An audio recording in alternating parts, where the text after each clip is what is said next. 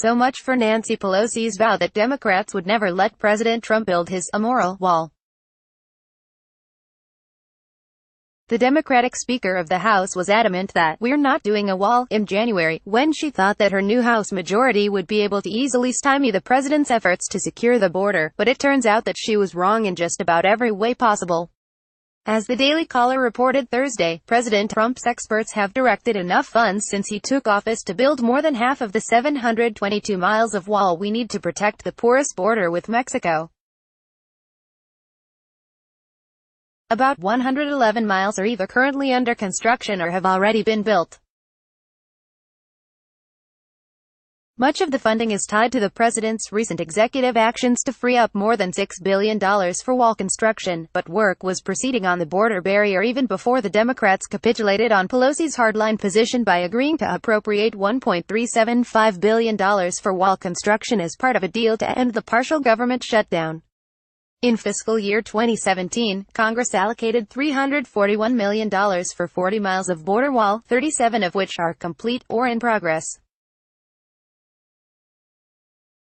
The following year, lawmakers appropriated another $1.375 billion for 82 miles of new or replacement barriers, of which 74 miles are already at various stages of completion.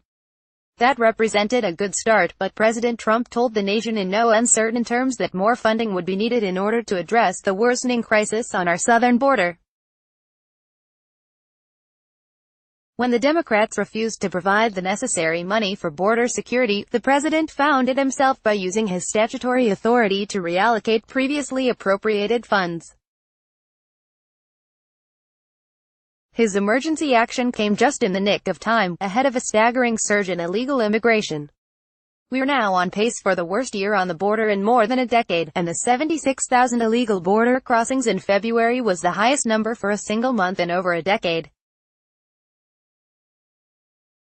U.S. Customs and Border Patrol expects to make at least 900,000 apprehensions by the end of 2019, which experts warn could stress our border security capabilities to the breaking point. Secretary of Homeland Security Kirstjen Nielsen has even informed Congress that these increases will overwhelm the system entirely, stating unequivocally that this is not a manufactured crisis.